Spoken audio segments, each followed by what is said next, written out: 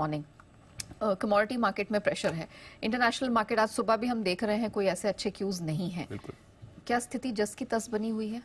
खराब स्थिति तो है ही और हम इसके बारे में जानते भी हैं। मिड वीक सेशन है और कुछ भी अच्छे संकेत आपके लिए नहीं आ रहे हैं।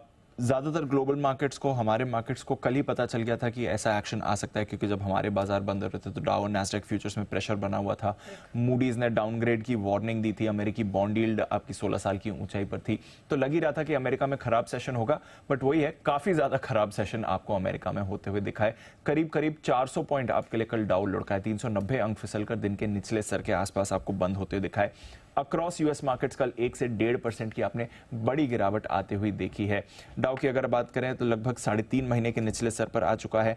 नैस्डैक जो कल 1.5% टूटा था वो 4 महीने के निचले स्तर पर आ गया है। S&P 500 भी 1.5% टूटकर ऑलमोस्ट 4 महीने के निचले स्तर पर आ गया। तो 3 से 4 महीने के निचले स्तर पर आपके लिए अमेरिका के बाजार आ गए हैं।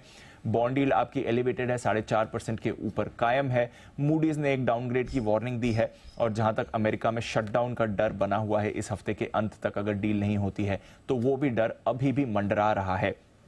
हालांकि कुछ रिपोर्ट्स आ रही हैं कि यूएस की सेनेट एक इमरजेंसी बिल प्रिपेयर कर रही है, जिसकी वजह से ये जो फंडिंग डेडलाइन है इसको 45 दिन के लिए आगे बढ़ाया जा सकता है। तो उस पर आज शाम, यानी उनके समय आज शाम वोटिंग संभव है। तो अगर आज इस पर कोई डिसीजन आ जाता है, वोटिंग अगर हो जाती है, तो फिर वहां पर आपको डर नहीं बनेगा। 45 दिन के लिए एटलीस्ट ये एक्सटेंड हो जाएगा, एक शॉर्ट टर्म मेजर होगा, बट उस पर अभी तक कोई क्लैरिटी नहीं आई है। तो देखते हैं, ये इंटरेस्टिंग डेवलपमेंट रहेगा अगर आज ये होता है कि नहीं।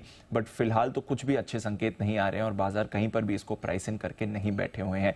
तो एक वो जो डर है शटडाउन का, बढ़ती हुई बॉन्ड यील्ड्स का, रेट्स का, वो तो बाजार पर अभी भी हावी है।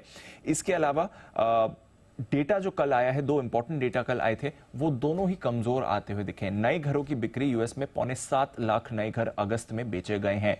वैसे तो डेटा ठीक ठाक है, बट अनुमान 7 लाख का था। पिछले महीने करीब 7.25 लाख के नए घर बेचे गए थे, तो उस हिसाब से देखें तो अनुमान से कमजोर ये डेटा आपके लिए आते हुए दिखा है। तो वहां से थोड़ा चिंता है, बट ज्यादा बड़ी चिंता है कंज्यूमर कॉन्फिडेंस डेटा से। अब यूएस में भी आप हॉलिडे सीजन में जाने वाले हैं, फेस्टिव सीजन इनका भी कुछ समय में शुरू होगा, और कंज्यूमर कॉन्फिडेंस डेटा जो कल इनका आया है वो 103 पर आया है, अनुमान से काफी कमजोर है और 4 महीने के निचले स्तर पर आपको ये कंज्यूमर कॉन्फिडेंस डेटा आते हुए दिखा है। तो यहां से ज्यादा डर बना है अमेरिकी बाजारों में। तो दोनों फैक्टर्स हैं, एक तो कमजोर डेटा है, रेट्स का फैक्टर आ रहा है। आईटी स्टॉक्स की कल जमकर पिटाई हुई है, सारे दिग्गज आईटी स्टॉक्स फिसले हैं। अमेजॉन में 4% की बड़ी गिरावट हुई है, क्योंकि एक anti competition law suit company के खिलाफ फाइल किया गया है, तो वहां से भी एक डर बन रहा है। तो अक्रॉस द बोर्ड कुछ भी अच्छा नहीं आया अमेरिकी बाजारों के लिए, जो भी है वो खराब ही है, और इसलिए कल आपने इतना बड़ा दबाव वहां पर बनते हुए देखा है। यूरोप कल इतना खराब नहीं था, इनफैक्ट यूके के बाजार फ्लैट बंद हुए थे, थोड़ा मिला जुला था। उतना खराब यूरोप नहीं था जितना खराब कल यूएस हुआ है। बट ऑफ कोर्स बाकी एसेट क्लासेस पर भी रखिए नजर। 106 के पार आपका डॉलर इंडेक्स है, अब 10 महीने की ऊंचाई पर आपको डॉलर इंडेक्स दिख रहा है, और इसके बावजूद कल कच्चे तेल में हमने रिबाउंड देखा है। 94, इनफैक्ट 94.50 पर आपका ब्रेंट आ गया है, तो बड़ा उछाल यहां पर आपने आते हुए देखा है। सोना आपका 5 हफ्ते के निचले स्तर पर है। बेस मेटल्स में भारी गिरावट हो रही है। कॉपर 4 महीने, निकल 2 साल के निचले स्तर पर है। एग्री कमोडिटीज में भी मिला जुला कारोबार है। तो कुछ भी अच्छे संकेत आज सुबह आ नहीं रहे हैं। अब देखते हैं, अगर ये इमरजेंसी मेजर यूएस सेनेट पास कर लेता है तो एटलीस्ट 45 दिन का समय और हमें मिल जाएगा, तो इमीडिएट डर चला जाएगा, बट उस पर कोई गारंटी इस समय है नहीं।